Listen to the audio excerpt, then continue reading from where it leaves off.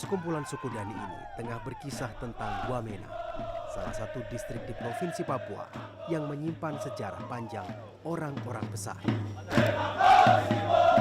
Berperang telah menjadi tradisi yang mendarah daging di Wamena sejak ratusan tahun silam. Hikayat tari perang ini menggambarkan motivasi sebelum dan sesudah perang.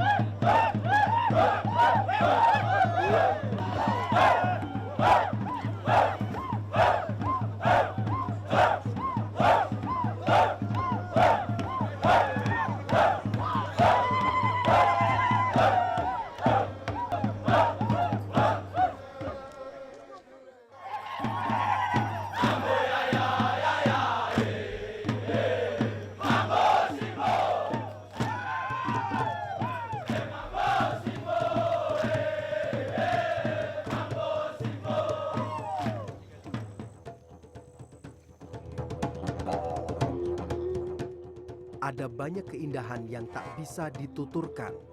Ada banyak daya tarik yang tak akan pernah selesai diceritakan.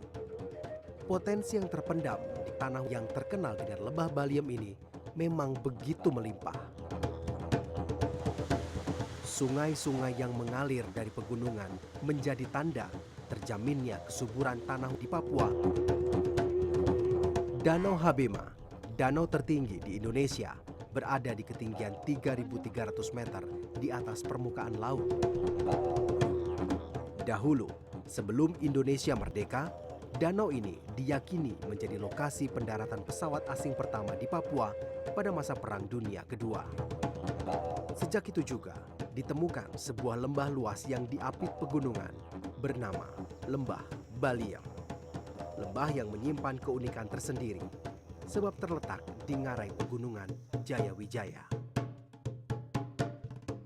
Sejarah Lembah Baliem tentu berawal jauh sebelum pendaratan di Danau Habema. Lembah Baliem terletak di ketinggian 1.600 meter di atas permukaan laut. Dahulu, lembah ini diyakini sebagai danau raksasa bernama Danau Wio. Guncangan gempa bumi pada sekitar tahun 1813 mengubah wujud Danau Wio menjadi lembah.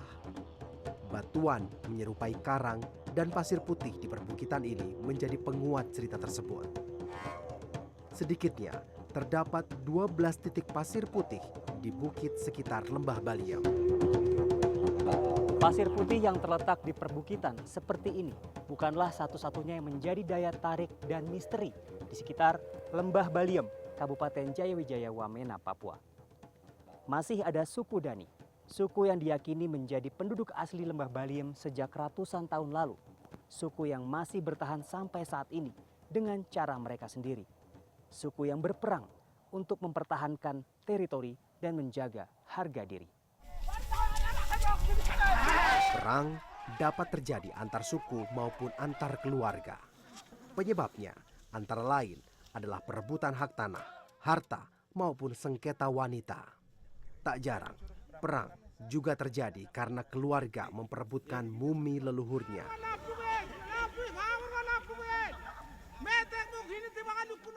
Berperang merupakan cara nenek moyang suku Dani menyelesaikan masalah. Sebenarnya, perang adalah jalan terakhir jika masalah tidak bisa diselesaikan dengan musyawarah maupun pembayaran denda. Saat perang menjadi satu-satunya jalan penyelesaian, setiap laki-laki dewasa mempersiapkan diri di bawah perintah dan siasat kepala suku atau panglima perang.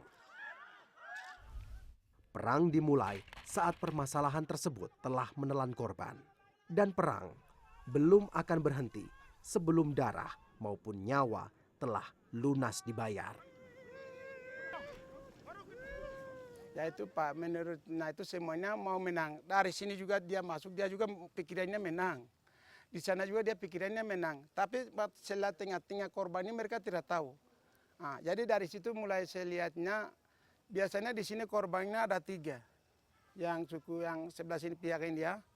Terus sebelah sana dia korbannya mungkin tidak ada sama sekali. Jadi dia macamnya masih belum selesai perang, masih begitu. Dia lanjut. Sampai kapan perang? Kapanpun sampai dia, karena tidak lawannya pas, dia kapanpun tidak aman begitu. Jadi dia harus berang terus. Kalau sama-sama misalnya sebelah tiga baru sudah berarti oke, tidak ada balasan dari sebelah lagi. Jika berperang menjadi satu-satunya cara menyelesaikan masalah, masing-masing pihak pun bersiap. Laki-laki suku Dani akan mengenakan riasan tradisional dari lumpur dan tanaman tradisional untuk menyamarkan aroma dan keberadaan mereka. Atribut perang juga menjadi syarat lain guna mendongkrak keberanian. Setiap laki-laki memakai taring babi, bulu burung nuri atau elang, dan koteka. Taring babi adalah simbol kekuatan. Sementara bulu burung adalah simbol kemenangan. Suku Dani menggunakan 2 jenis senjata. Yang pertama adalah tombak yang terbuat dari kayu besi dengan mata tombak besi runcing. Senjata kedua adalah busur dan anak panah beracun.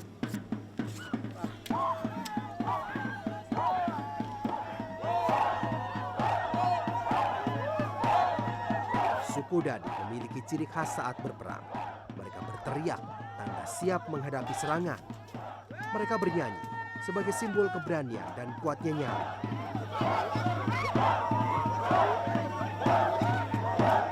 Mereka juga menari untuk meyakinkan musuh bahwa mereka siap berperang dan menang.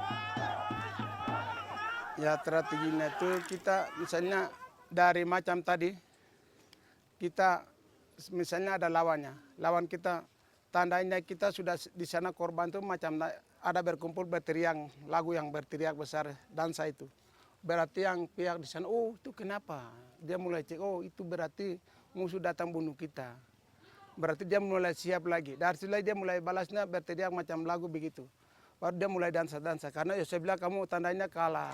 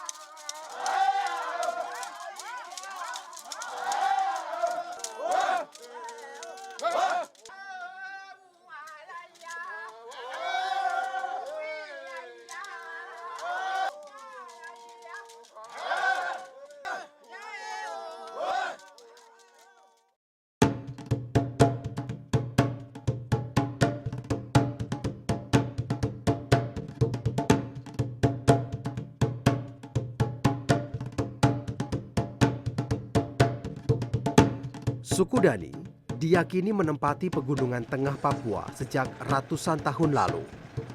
Mereka hidup dan tinggal di antara ketinggian 800 hingga 3.000 meter di atas permukaan laut. Sebagai suku yang dikenal rajin bercocok tanam dan memelihara ternak untuk kehidupan, suku Dani membangun permukiman di sekitar sumber air seperti sungai dan danau. Dan Lembah Baliem kini menjadi rumah terbesar suku Dani, meskipun sebagian masih tinggal menyendiri di atas pegunungan sekitar Kabupaten Jayawijaya. Asal keberadaan mereka di Papua masih menjadi misteri.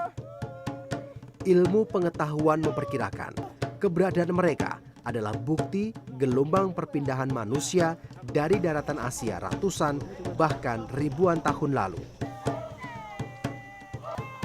Sementara masyarakat suku Dani memiliki kepercayaan lain mengenai asal nenek moyang mereka.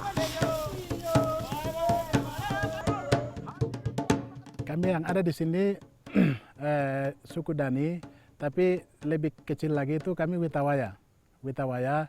Dan sedikit masuk itu Hubikosi. Jadi dua marga ini yang ada mendiami di wilayah ini. Pada umumnya orang-orang tua kami itu menurut cerita dongeng, ini memang tidak dibuktikan dengan secara ilmiah, tapi menurut cerita itu, menurut orang-orang tua menceritakan bahwa kami itu datang dari arah timur. Jadi arah timur itu entah di mana kami tidak tahu, tetapi arah timur dan keluar dari beberapa lubang batu.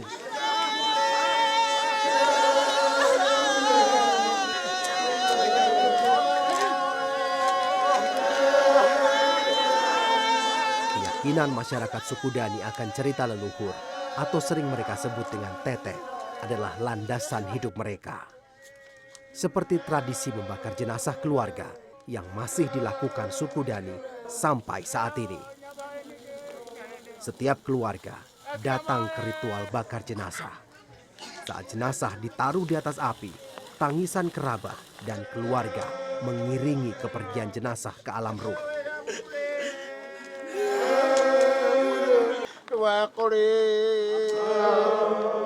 Nyanyian yang mengisahkan kebaikan jenazah semasa hidup juga bersenandung menyelimuti suasana duka.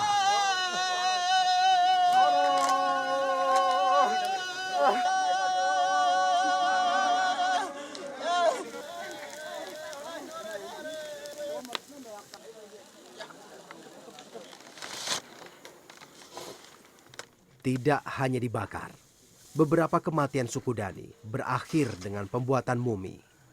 Jenazah keluarga diawetkan hingga ratusan tahun dengan cara tradisional. Jenazah diasapi sampai kering agar dapat dilihat oleh anak, cucu, bahkan hingga keturunan ketujuh. Saat ini, hanya 3 mumi saja yang masih bisa ditemui di antara perkampungan suku Dani sekitar Lembah Baliem. Mumi bernama Wirapak Elosak yang berusia 300 tahun ini salah satunya. Terletak di distrik Aikima, 20 km dari Wamena.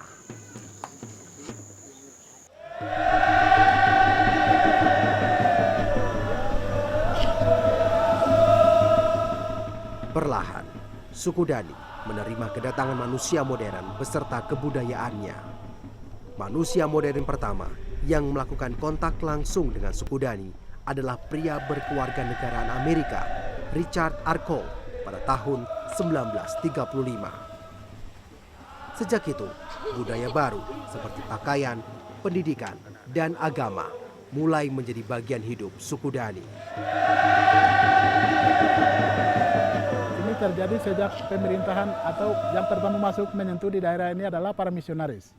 Dari sisi gereja yang masuk duluan, sekitar tahun 50-an, mendekati 60-an, ya 61 sekitar itu hadirnya misionaris. Mereka mulai mengajarkan leluhur orang-orang tua kami untuk berpakaian, berbahasa Indonesia, mengajarkan orang-orang tua kami untuk bersekolah. Melarang hal-hal tertentu yang kurang bagus seperti potong jari ketika orang meninggal, potong telinga itu dilarang. Sehingga kita sejak masuknya pemerintah dan juga gereja itu sudah kita mulai menerima modernisasi. Masuknya kebudayaan modern membawa perubahan positif pada suku Dani. Akan tetapi, para ketua adat juga mengkhawatirkan dampak negatif dari modernisasi untuk generasi muda suku Dani.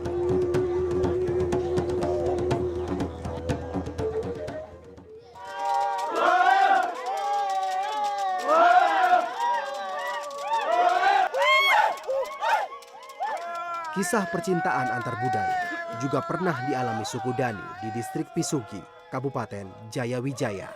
Kepala suku Dani menikah dengan seorang wanita berambut pirang.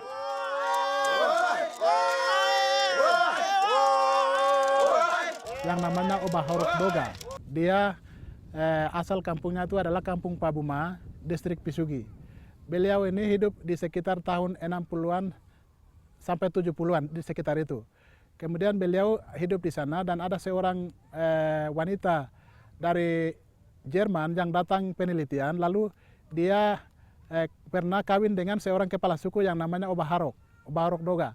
Lalu perempuan itu dikawinkan secara budaya dan tinggal sebagaimana mestinya orang Balim biasanya kawin. Jadi tidur sama-sama, makan sama-sama, hidup sama-sama, hubungan intim juga sama-sama, seperti layaknya seorang istri. Pernikahan antar budaya tersebut tidak berlangsung lama. Beberapa bulan setelah menikahi kepala suku Obaharok Doga, wanita Jerman yang belakangan diketahui bernama Win itu dipulangkan ke negaranya oleh pemerintah Indonesia karena melanggar izin tinggal. Cerita inilah yang ditampilkan oleh masyarakat distrik Pesogi dalam Festival Budaya Lembah Baliem ke-27.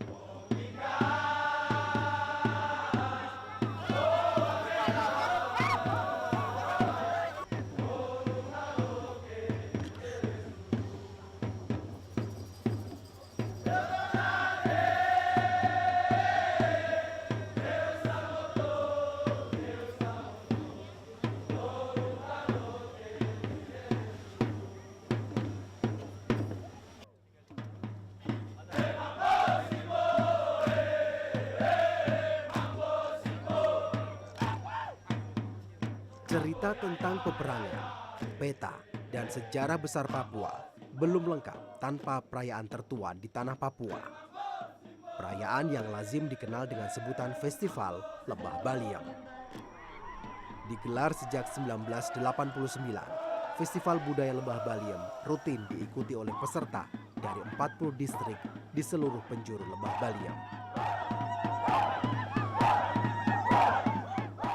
Tahun 2016 adalah festival ke-27. Tidak hanya suku Dani yang ikut meramaikan gelar budaya dalam festival ini, tapi juga suku Lani, Yali, bahkan Batalion Infanteri 756 TNI Angkatan Darat. Festival Budaya Lembah Baliem bukan sekadar pertunjukan budaya, tradisi maupun seni. Akan tetapi, juga menjadi sebuah upaya meredam dendam antar suku yang sering berujung peperangan, sekaligus melestarikan cara berperang antar suku sebagai sebuah tradisi tanpa dendam dan tanpa pertumpahan darah.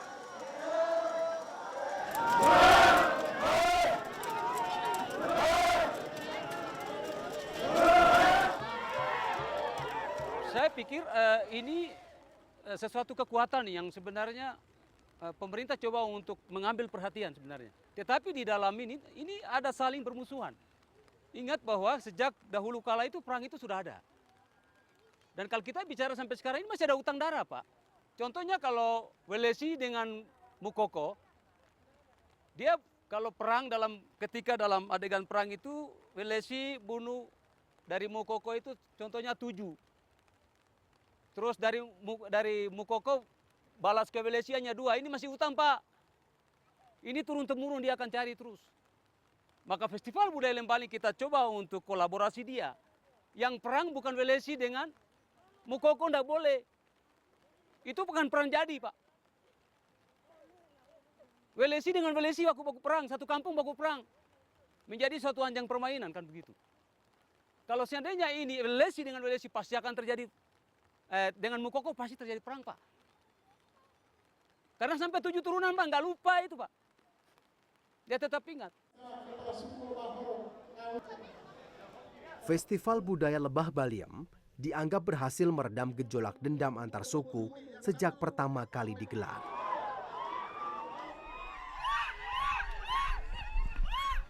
Perang suku berangsur surut dan masyarakat mulai menyadari bahwa kekayaan tradisi mereka bisa menjadi kekuatan pariwisata. Yang akan berlangsung selama 3 hari. Bupati Kabupaten Dan bagi suku Dani dari distrik Pisugi, festival kali ini istimewa. Mereka menampilkan sejarah distrik yang belum pernah dipublikasikan sebelumnya. Pernikahan antar budaya antara sang kepala suku dengan seorang wanita asing. Untuk memerankan wanita dalam cerita tersebut, distrik Pisugi dibantu oleh seorang wisatawan asal Amerika Serikat. Tidak hanya tradisi berperang dan sejarah setiap distrik, festival ini juga menyuguhkan berbagai budaya khas suku-suku penduduk asli Lembah Baliem.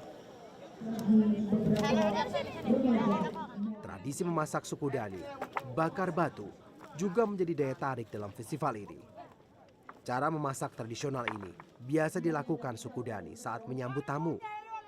Dalam tungku batu, mereka memasak daging babi bersama sayuran dan rempah.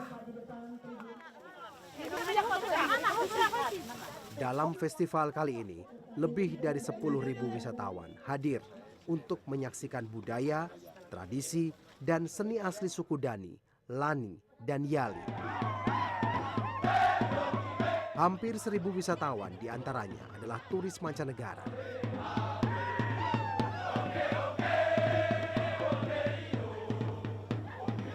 Okay, Anna, you come from Polandia, far away from here.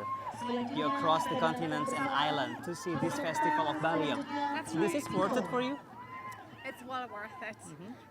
Touring different tribes, villages, you don't really get to see such performances. If you see them, it's more commercial, and that's not what you really want to see. Okay. It's really my first contact with this culture and such costumes, and I love it. And I wish this culture wasn't disappearing so quickly. And what this festival means for you when you see this today? For me, it's a magical experience, and I'll take it home with me. And the most magic thing that I've experienced, as I told you before, is the warmest handshake in the world. And I'll tell my father about it because he read many books. He couldn't come here, and this is the only reason why I'm taking some pictures to show them to him. Sikap bijak pemerintah untuk mempertahankan kekayaan tradisi di Papua boleh jadi menandakan Lembah Baliem terus berubah ke arah yang lebih baik. Tak ada perubahan instan untuk membuat segalanya lebih baik.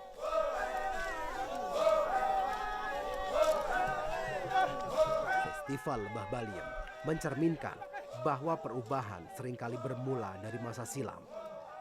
Hikayat, adat, dan warisan nenek moyang bukan sekedar dongeng. Orang-orang Papua juga penemu ulung yang melahirkan sistem kekerabatan, bagian dari peradaban dan kebudayaan.